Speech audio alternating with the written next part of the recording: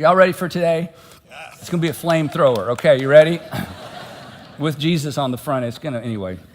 Today we are actually in part 4 of a series that we've been in for the past 3 weeks, and this is part 4 of Love Dates and Heartbreaks. And if you haven't been with us, or if this is the first time to tune in, this is a series for students who are dating, college students who are dating, graduate students, singles who are dating. If you are out of a marriage and you find yourself in this world where you're dating again and trying to figure out it's for you. If you're in a committed relationship or you're married, this is a series for you, because we've discovered all kinds of cool things about how to make relationships, existing relationships, better. And as I've said throughout the series, it's an opportunity for me to talk about something that breaks my heart, because very few things break my heart like watching people make relationship decisions that undermine their relationships, that undermine their current relationships, or perhaps undermine a future relationship they don't even talk about. So it's Love Dates and Heartbreaks. We've talked so far about love. We talked about Jesus' brand new brand of love, not the do unto others as you would have others do unto you, or love unto others as you would have others love unto you. A brand new kind of love where Jesus said, I want the love that you display and that you dispense on others to reflect the kind of love I have had for you. And when he said this, it didn't make a lot of sense to his first century followers, but after the crucifixion, it made all the sense in the world, because he laid down his life for them. And he said, now, when you think about loving other people, I want you to take your cue not from other people. I want you to take your cue from me. It's an as I have done unto you, you are to do unto others kind of love. And if that's all he said, that would really be about all we need. The Apostle Paul said it this way. He said, have the same attitude toward one another as Lord Jesus Christ had. In your relationships to others, Paul said, in your relationships to others, have the same mindset that Christ had. Again, do we really need anything else? We know how much Jesus loved the people around him. But the Apostle Paul came along, as we know, and he teased this out. And he gave us the fine print that will make you what? Fine, that's right, the fine print that will make you fine. He said, this is what this actually looks like in an actual relationship. He said, the love that God has displayed to you and put on display to you through Jesus, that he wants you now to put on display through others, looks like this. It's patient, it's kind, it's not jealous or arrogant or honoring. It's honoring, it's selfless. It's not easily angered. It's not a scorekeeper. If you were here last time we were together, we talked about scorekeepers, and I know some of you had conversations later about that. I heard about some of those. That this kind of love is protecting, it's trusting, it's hopeful, and it's persevering. And so Paul teases these out. He says, this is what this kind of love looks like. And it's so important. If you missed any of the previous episodes, these past 2 where we looked at these words are so important for you to go back and watch. You can do that by using your church app, or you can go to my YouTube channel. All these messages are there, because today we build on where we've been. So we've talked about love.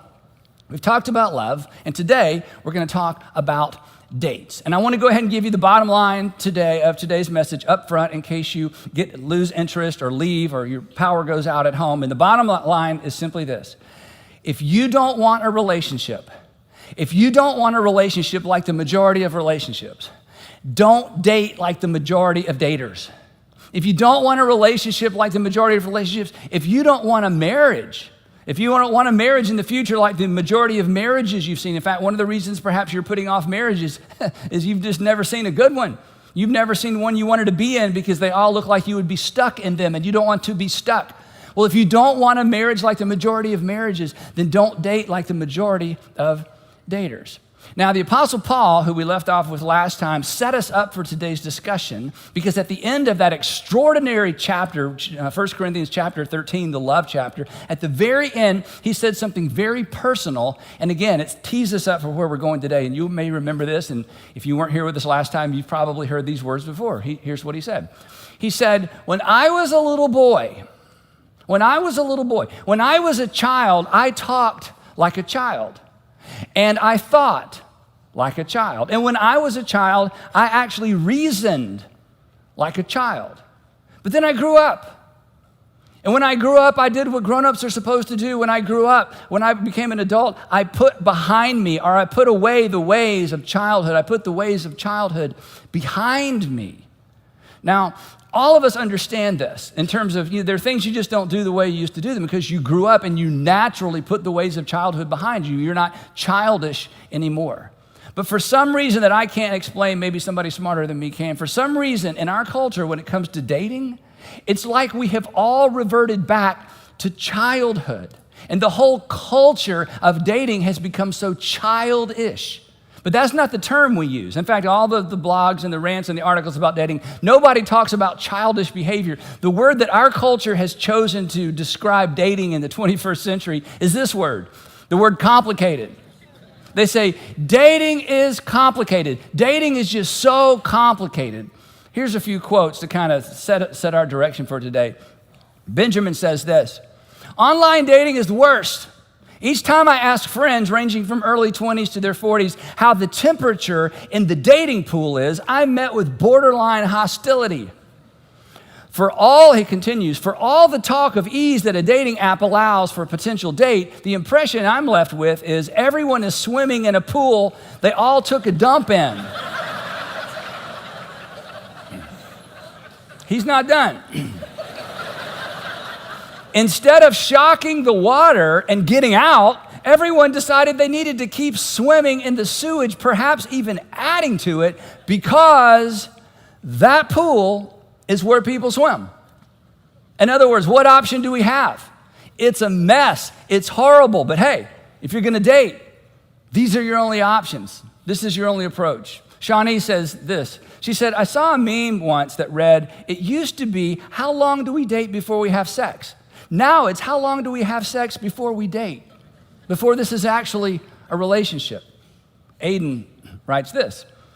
We don't communicate our feelings to one another, but instead play this guessing game with no intention of being with that person because it means you care and you're weak. Because whoever cares the least wins, right? One more, Rebecca writes this. She says, I'm definitely as much to blame as any of the men I meet. I'm often unwilling to make space in my life a relationship needs in order to thrive. Maybe this will all change when I meet the right man, the right person. Now, today I'm going to lean a little hard, and I had a lot of people look at my outline, and honestly, everybody that looked at it went, you better take that out. You better take that out. So it got shorter and shorter and shorter and shorter. And I understand that because as I said up front, this is the issue that breaks my heart. And so I tend to get a little bit amped up about it. And I don't want to over-communicate, but I don't want to under-communicate because this is a big, big deal. And here's the challenge from my perspective. When you take something that's designed for an adult, when you take anything that's designed for a grown-up, and you hand it to a child, it appears to that child to be complicated. When you take something that's designed for an adult and you hand it to a child, from the child's perspective, it appears to be complicated. And as long as you and as long as we and as long as culture approaches romance and sexual attraction and relationships like a child, it will be complicated.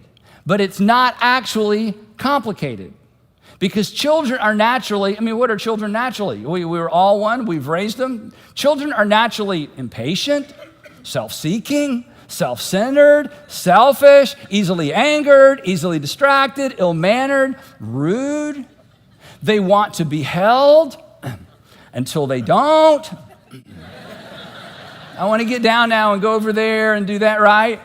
They pout in order to get their way. So here's, my advice. We just need to grow up and quit acting like children in our dating culture. And it's easy for me to say because I'm married, but I look at what happens in our culture, what's happening in our culture, and we hear the aftermath and we hear the stories. And I just want to grab the culture by the shoulders and say, hey, you know how to do this. Just grow up. Let's put the ways, like we've already done in so many arenas of our life, let's put the ways of childhood behind us. Because if you don't, it makes one of the most fascinating, powerful, extraordinary things in the world too complicated. It makes it all unnecessarily complicated. And I would say to people in our culture, and it makes you as an individual unnecessarily susceptible to the right person myth. The version of the right person myth that says it doesn't matter how I treat the wrong persons because when I meet the right person, I will become a better person. That it doesn't really matter how I treat her because I'm not going to marry her. It doesn't matter how I treat him. I'm not going to marry him. It doesn't matter what I do in this particular season of my life because I don't plan on getting married in this particular season of my life. It doesn't really matter what I do in graduate school because I'm going to get my career going, and then after my career, I'm going to settle down. So it doesn't matter how I treat these guys. It doesn't matter how I treat these women. It doesn't matter. I'm on my way going somewhere, and when I meet the right person, I'm going to settle down. But between now and then, it doesn't matter because I'll become a better person. When I meet the right person, I'll become a better person. You won't. It doesn't work that way. And you will have missed the season of your life that you have to prepare for that day. And if you miss it, and it's gone. You'll just be on your better behavior. You'll be on better behavior for a while.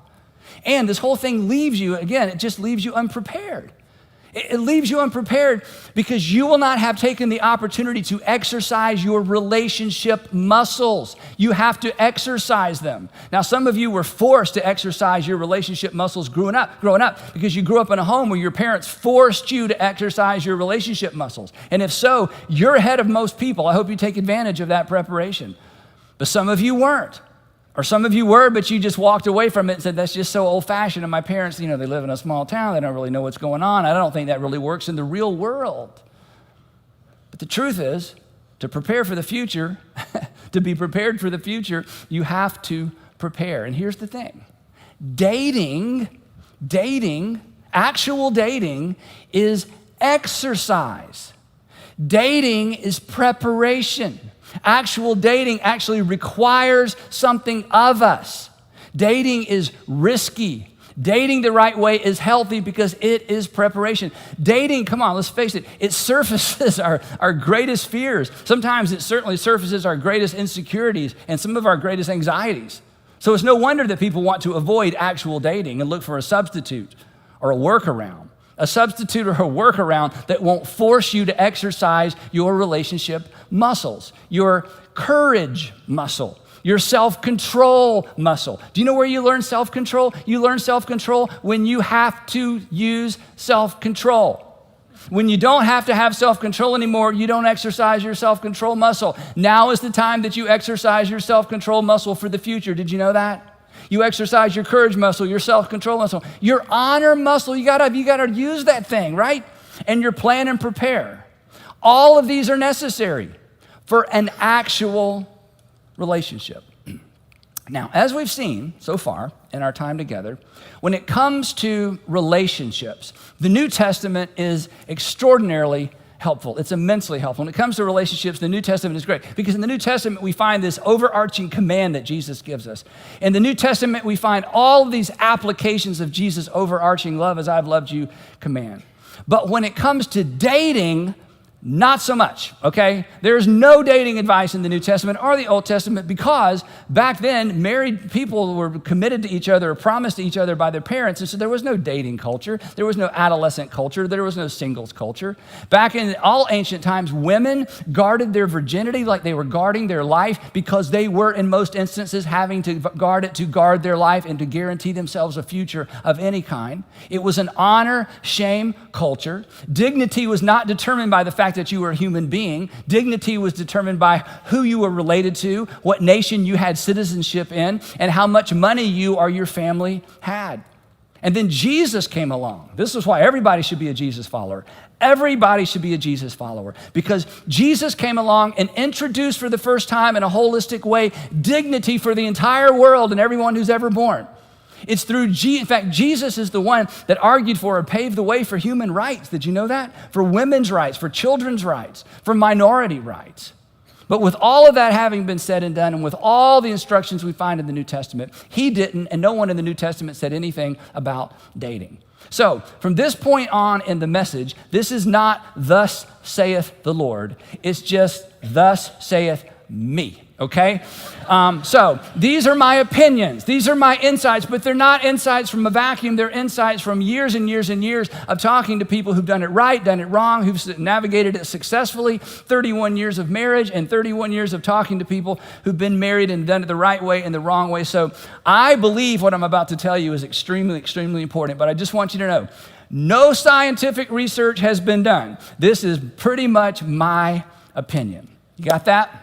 So I don't expect anyone to take any notes. Now, I got to lay the groundwork, and again, I said I was going to push a little bit, so I'm going to start with this. To set the stage for these 5 rules for dating, I need to say something to the ladies. Ladies, it is an embarrassing fact about men, and I'll just own this. It is an embarrassing fact about men and male nature that relationally speaking, if we don't have to, relationally speaking, not at work, not on the softball field, not on the basketball court, but relationally speaking, if we don't have to, we won't.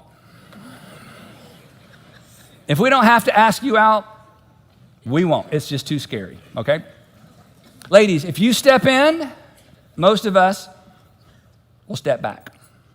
It's embarrassing. It's not an excuse. There's never an excuse for bad behavior, ever. There's never an excuse for poor leadership in a relationship or in the home. There's never an excuse to mistreat anyone, ever, ever, ever. But this is just a terrible fact of male human nature for most males. And I'll tell you a secret about us, ladies, and you may not believe this. We know this about ourselves, even though perhaps the men in your life have not put words around it. We know this about ourselves, and we don't like it about ourselves. And we fight it. And we cover it with all kind of weird words and ego and macho and strange things. I mean, your husband's 40 years old. He's still on a softball team. You're trying to figure this out. It's like he comes home, his leg's all bloody, and he's talking about it. And you're thinking to yourself, this doesn't even matter. I mean, you're so mad about something that doesn't matter. What's up? So we're different, okay? We're just different. You find that funny? You might have found that a little too funny. Oh, he plays softball? Yeah, no. Other things. Okay, all right, we'll keep going. Sorry. That's what you get for sitting on the front row, but I'm glad you're here. So, guys, let me just say this. If I'm not talking about you, if you're like, man, Andy, you're maybe you, but not me, good. I'm so proud of you. If you are winning over this thing in you, congratulations. If you're a dad, you have to win in this area because you've got to model this for your little girls and you got to model this for your little boys, right? And that means you have to step up and make decisions and not step away when somebody steps in and not just forego that whole, engaging relationally. When Sandra and I were engaged, we went to a class for premarital couples and a couple taught it and they were amazing. And the guy, the gentleman, his name was Rick. And Rick would say, men, if your wife says to you, do you want peas or carrots for dinner? You say, peas. Peas. Don't say, I don't know, I don't care, you decide, I don't know what I'm at. He says, no, you say peas. So through the year, in fact, he had us all say it, peas. So Sandra's here, she'll tell you, so through the years, it's in me. She's like, Andy, do you want it? And I start into my passive, I don't care, I don't know. Now at work, I want to be at home, I don't care. And then I catch myself and I say, peas, peas, peas. And it's my way of saying, okay, give me a second. I'm going to decide. I'm not doing that thing. Peas. And we just kind of laugh, all right? So, got it? Any questions so far? We're all together. Okay. So that's kind of the groundwork. There's this dynamic that just goes on that women you've seen and wonder what's wrong with them, and us, we fight it, and sometimes we cover it well, and we don't love that about ourselves, but it's just in most of us. So with that as the ground, it's sort of laying the groundwork. Here are 5 rules for dating. Ready? Number 1, guys. Ask girls on dates.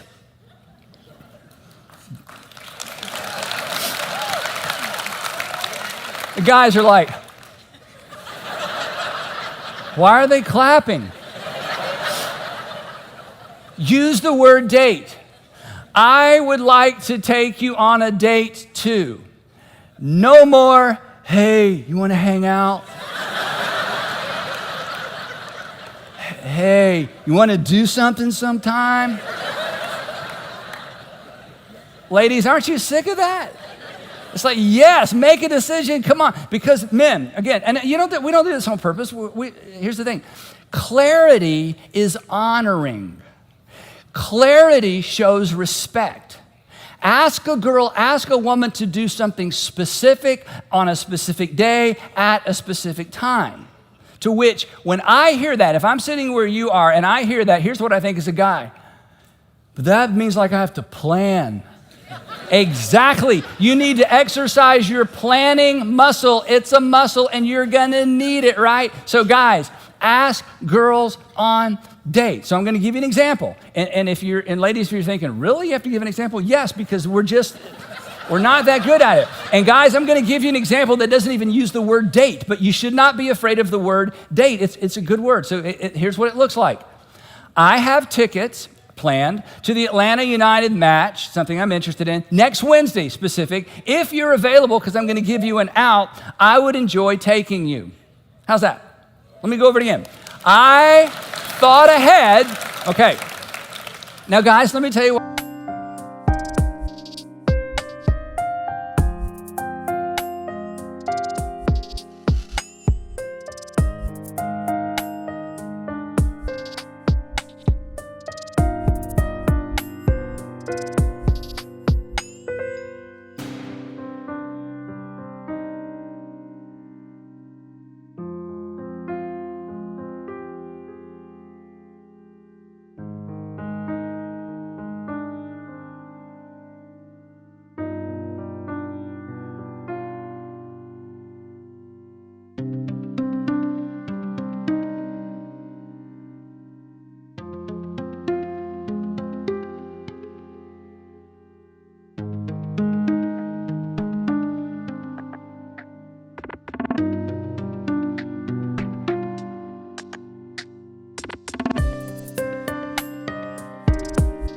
Why this is a big deal, because it has taken you weeks, maybe months, to get up enough courage to ask. Your glide pattern is long and slow. You've taken all this time. You got your friends praying, and everybody, you're ready. And then and now she has, how much time have you given her? 0 time. So when you are prepared and you are specific, it honors her by giving her an option to decide. So be clear, work that courage muscle, work that clarity muscle, honor her with options. That way she can stall, she can check her calendar. She has now the space and time that you've already had. This is how you honor a woman, by asking her to do something specific. It's a big deal. You've had time to think and worry. Now she has time to think and worry and call her friends, and they're all going to pray, right? Got it? That's rule number 1. These are deep. I'm going to go slow. Ready? Rule number 2. Ladies, agree to date. Don't agree to hang out sometime. Don't agree to, agree to dates. Here's the why. Because the bar is set on the first encounter. Not that bar, the other bar. The bar is set on the first encounter, okay? And you're worth it. You're worth it. In other words, if the bar isn't set high, it's not going to get any higher, and it's not our fault. It's just kind of our nature that at whatever level you'll receive us, we just kind of stay there. It takes a long time for us to improve, a long time. So you want to make sure the bar is high, right? If he asks you to hang out, if he just, hey, you want to hang out sometime, you ask this question. You say, well, do you have something specific in mind? He won't.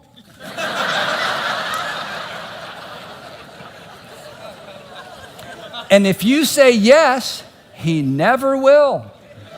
It's just the way many of us are wired. And ladies, don't do this. Don't say, well, would you like to go to coffee sometime? Because then he'll say when, and now you're asking him out, okay? And guys, if a woman pushes back and asks for specifics, listen, guys, come on. She's not being okay? Look up here. She's complimenting you. She's saying, you know what? I think you have the capacity to date. I think you have the capacity to plan. I think you have the capacity to show honor. So ladies, rule number 2, don't bend and blend and pretend, because you'll lose yourself in the end. And you may miss him, but Kelsey was right. You'll miss you more. So be who you are and allow us and give us the opportunity to rise to the occasion. We have the capacity. We're just not accustomed to being expected to rise to the occasion and rise to our ultimate capacity. Now, guessing, because a lot of people look at this outline. Andy, it sounds like you're putting all the pressure on the women. No, that's the women feel like I'm putting all the pressure on the women. You have no idea what men feel right now. It's like we feel, I've just deflated them. They all lost. They all lost. They're sitting on the bench. They didn't even get in the game, okay? So ladies, my intention today is not to put all the pressure on you. The pressure is not on you, okay? Guys feel like I'm making it more difficult for them. Ladies, here's the thing. And I don't want to push too far on this because, again, but this is so important to me. I just want you to respect yourself and to never, ever, ever get accustomed to someone disrespecting you. We've all seen where that goes. We've all seen where that goes. We all see where that leads. And I just don't want you to do that. And at the very outset of a relationship, you have some influence as to how high the bar is set in terms of where this relationship is going. And guys, I'm just challenging you to say no, and it's in me too, to say no to your childish ways and to grow up. Rule number 3, I shouldn't even have to put this up here. Don't ever mistreat anyone, even if they don't seem to mind being mistreated, because you're not taking your cue from them or their previous girlfriend or their previous boyfriend or their previous relationship. If you're a Jesus follower, I shouldn't even have to tell you this, because if you're a Jesus follower, you are taking your cue from how God through Christ has treated you. And he does not mistreat you. And so you have no right and you have no flexibility. There's no margin to ever mistreat anyone. And to be specific as we think about the dating culture and what happens in the dating culture in the 21st century, here's the thing. Don't lie. Don't lie. This is one of the basics, okay? Thou shalt not lie. This isn't rocket science. Don't lie unless you're a liar. Then you can't help it. But are you a liar? You're not a liar, are you? No, you're not a liar. So don't lie. And don't mislead. Don't mislead. You know who misleads? Cowards mislead. And you're not a coward. So don't lie and don't mislead. The truth is this, that truth, and this is hard for us, okay, because it's so uncomfortable. But I'm telling you, the uncomfortability of this dynamic, you are exercising a relationship muscle. That's what makes it uncomfortable. When you wear out a muscle, it's uncomfortable. You're gonna wear out the truth muscle. You're gonna wear out the transparency muscle. You're gonna wear out the courage muscle. It's all preparation. It is okay. The truth hurts, I should say. Truth hurts less than betrayal. Hurtful truth, telling somebody the truth, it's actually honoring. Trying to save someone's feelings is actually demeaning, because it says to them, I don't think you can handle the truth. I don't think you can handle someone being honest with you. Hey, that's none of your business. You honor them by telling them the truth. It communicates that I believe you can actually handle this, right? It's okay. This is tricky. I want to be clear. It is okay to hurt someone's feelings. It is not okay. Again, this is under the canopy of don't mistreat anyone. It is not okay to avoid hurting someone's feelings to protect yourself from the discomfort of telling someone the truth. It's uncomfortable. That's a muscle. That's exercise. That is preparation for a long-term relationship where you have to have difficult conversations, but you stay in the relationship. You have difficult conversations, but you've grown up enough and you've matured enough to be able to handle it coming your way and going the other way as well. Because uncomfortable conversations require courage. So be courageous. So don't ever mistreat anyone, even if they don't seem to mind being mistreated. Number 4, and don't allow yourself to be mistreated. You are too good for that. Oh, so I guess you're too good for that. I am too good for that, yes. That's not arrogant. That is agreeing with what your heavenly Father says about you, and he knows. He says, you're fine because you're mine. And don't allow anyone to treat you less than fine, because you belong to the creator of the universe. Yes, you are too good for that. Don't allow yourself to be mistreated. A couple of weeks ago, after the second installment of this series, a woman came up and she said, Andy, I heard what you said about not staying in a relationship where you're mistreated or where you're disrespected. And I'm in one of those relationships, but Andy, I love him. What do you do when you love him? I said, you get out of the relationship. Because if you stay in it for too long, that will become the new normal for you. And your heavenly Father doesn't want that to be the new normal for you. You are better than that. Don't put up with it. Just don't put up with it. You're not helping anything. You're hurting the other person. You're hurting yourself, potentially hurting your children or future children. Just don't allow yourself to be mistreated. I know it is so easy for me to stand up here and say that, but it's absolutely true. And how do you know if it's mistreatment? It's very simple. If you saw someone treat your daughter or your son, if you saw someone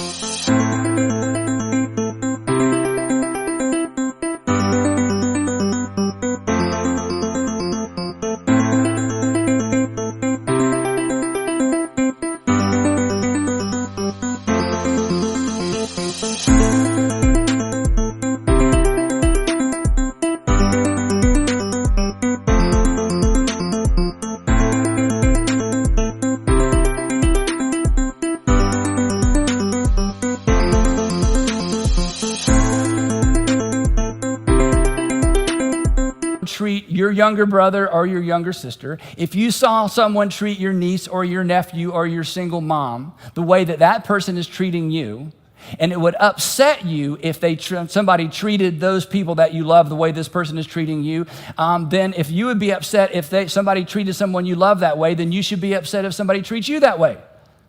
If you would be upset if somebody mistreated your daughter and they did to your daughter and treated your daughter the way the person you're in a relationship with is treating you, if that would upset you about another person, it should upset you when it's you. It's not different. It feels different. It looks different. You think, well, but it's the same. You know what this looks like. So please, whatever side of the relationship, just don't allow yourself to be consistently mistreated. That will become your new normal. And it's not normal. And your Heavenly Father and the people who know you and love you don't want that to become normal for you.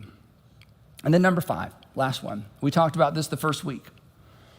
Don't do anything that makes you a liar for life. See, here's the thing. Every relationship you're in, every date you go on, every romantic encounter you're a part of, all of those events become part of your story. Every single one of those events becomes a permanent part of the story of your life. And we don't think in terms of writing a story. We just think in terms of on Friday and then next month and then last summer. We think in terms of events. But every single event, every encounter, every decision, every relationship becomes a permanent part of the story of your life. And I want you to write a story that you're proud to tell. I want you, when you think back on the current relationship or a previous relationship or a future relationship, when it's in the rearview mirror, when it's a permanent part of your story, don't you want to write a story that you're proud to tell? Don't you want to write a story that if you're ever asked, you'd be proud to tell the whole story? And here's the thing, you will be asked. You will be asked. And if you're not careful, you will become a liar for life, because there will be seasons and chapters and relationships that you don't want anyone to know about and that you kind of skim over, and it's really nobody else's business, but you carry it with you as a permanent part of your story. And there's nothing you can do about your past. But from this moment on and from this moment forward, you have an opportunity to write a different dating script, a different moral script, a different relationship script. And a good story is, for years I wandered around and kind of gave into cultural expectations, but then there was a specific date when I made a specific decision, and since that time I have written a newer, better story. Don't do anything else that makes you a potential liar for life. You're writing the story of your life. You have an opportunity from this moment forward to write a really good one. Now, if everything I've said so far seems like, okay, Andy, the rumors are true, you live in a closet. They bring you out on Sunday and wind you up, and you and then the battery runs out and they put you back in the closet because you have no earthly idea what's going on in culture. Here's my suggestion. This afternoon when you go home, or tonight when you go home, or whenever you get home, I want you to get an empty cardboard box. Now, if you don't have one, just wait a couple days. because a box is going to show up on your front porch or in your garage. You don't know what it'll be because you can't remember what you ordered. But anyway, after you get it all out, you'll have an empty cardboard box. And I'm serious about this. And I want you to find some time when you can be alone, and I want you to stare into that empty box, and I want you to do a little mental exercise. I want you to take all the good things. I want you to take all the good things that you've accumulated mentally, from binge dating, hookups, lying your way in, lying your way out, pregnancy test, can't remember exactly, guilt, shame, heartbreak, embarrassment, and stories you hope no one ever finds out about. I want you to take all the good things that have come from this, and I want you to put them in that box. And what do you have? You don't have anything, right? You add it all up, and the sum total of all of that is, in some cases, just a past that you're going to lie about, or a past that, or things you hope no one finds out about, or a past that is not going to serve you well in the future, a past that not only doesn't prepare you for the future, it becomes a drag to the future. A past, and we're going to talk about this next week, don't miss next week, a past that you're going to be tempted, and this breaks my heart, that you're going to be tempted to smuggle into your future. But it's not going to stay hidden forever because those kinds of things never do. A past that you wouldn't wish on your sons or daughters or nieces or nephews. And when you look at all the stuff in that box, would you want that for the people that you love?